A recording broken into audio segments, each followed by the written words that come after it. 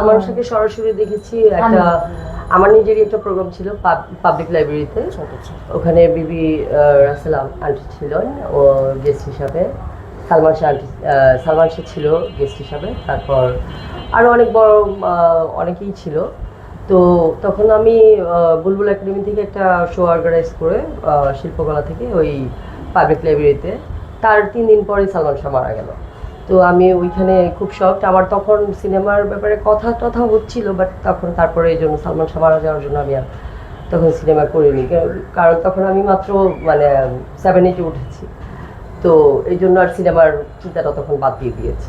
সালমান শাহ যখন এসছে তারপরে আমার মানে ছোটবেলা থেকে আমার সিনেমার অফার চলছে, তো ফ্যামিলি থেকে কেউ দিচ্ছে না, তা একজন হ্যাঁ বললে আরেকজন না করে।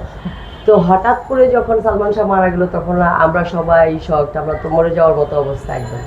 এত প্যারা একটা নায়ক ছিল, মরে গেল হঠাৎ করে।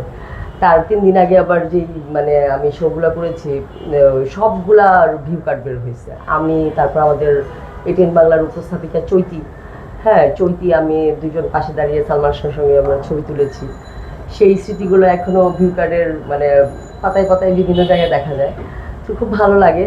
আবার অনেকে মনে করে যে শিল্পী আপুর একটা সিনেমা আছে, আমাদের চিত্রনায়িকা শিল্পী আপু, আমি একটু ওইটা ভেঙে দিই, প্রিয়জন, অনেকে মনে করে ওই সিনেমাটা আমি করেছি, কিন্তু আমি এই সিনেমাটা করিনি, ওইটা করেছেন আমাদের বড় আপু চিত্রনায়িকা শিল্পী।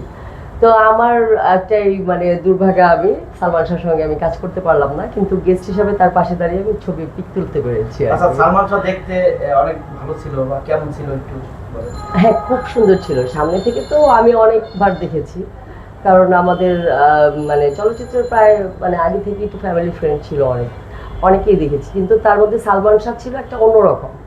তার স্কিন মানে ফেস একটা মানে একটা ইনোসেন্ট ভাব, চুলের সবসময় গেট আপটা একটা থাকতোই, সে যেভাবে করতো চুলটা ওরকমই হতো। তেমন লাইক দ্যাট মি, আমি যেমন করি চুলটাকে সেরকমই হয়, তা আমরা অনেক ফলো করতাম তাকে। এই স্কিনটাই এত সুন্দর ছিল, মনে হয় যে মাঝে মাঝে ঘুরে দেখি, কিন্তু অত সাহস পেতাম না। এই যে হিরো আপনার সালমান শাহের সাথে যে ঘটনাটা ঘটছে, প্রায় 30 বছর পরে এসে সালমান শাহ যেই মৃত্যুর যে কারণটা সেটাকে নিয়ে কিন্তু আমাদের ডনকে অ্যারেস্ট করেছে।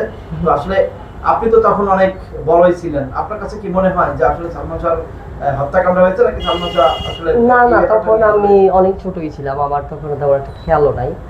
ওই মারা গেছে নতুন একটা নায়ক, সুন্দর নায়ক, এটাই একটা বড় কথা ছিল আমাদের ফ্রেন্ডদের মধ্যে। যেমন তখন প্রথম সিনেমা দেখি কিয়ামত থেকে কিয়ামত, দেখার পর থেকে আমরা তার ফ্যান হয়ে যাই, যে ভালো সুন্দর একটা ইয়াং নায়ক আসছে ইন্ডাস্ট্রি, এটাই। তবে ডনের সঙ্গে আমি মুভি করেছি রাখাল রাজাতে, আমার ফার্স্ট মুভিতে ডনের সঙ্গে আমার দেখা হয়েছে। তো ডন ভাইকে আমি খুব অমায়িক এবং ইনোসেন্টই দেখেছি। সে সারাদিন বিরহের গান শুনে, তার একটা ব্যক্তিত্ব, ভালো অভিনয় করে, ভালো ফাইট করে, তো আমি এরকম খারাপ কিছু দেখিনি ডন ভাইয়ের।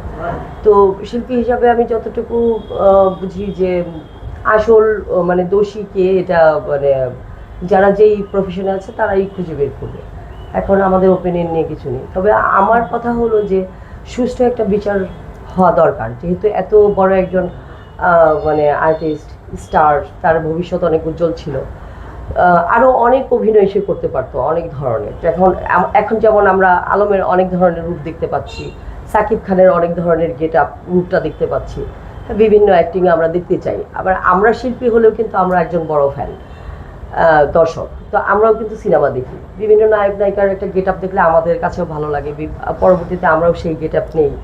হ্যাঁ, তো এটা সালমান শাহর হয়ই নাই যে অনেক সিনেমাতে সে তাকে বিভিন্ন ধরনের গেট আপে আমরা পাবো ভেবেছিলাম, কিন্তু অ্যাকশন গেট আপে বা একটু বৃদ্ধ গেট আপে বা একটু অন্যরকম পাগল ক্যারেক্টারটা শুধু পেয়েছে, তারপর রোমান্টিক ক্যারেক্টার, আর কিছুই তেমন একটা পাইনি। তো সে বেঁচে থাকলে আমরা অনেক ভালো ভালো কিছু দেখতেও পেতাম বা নতুনত্ব পেতাম, যেগুলো এখন আমরা বিভিন্ন জনের কাছ থেকে পাচ্ছি, যেমন আলমের কাছ থেকে অনেক কিছু পাই।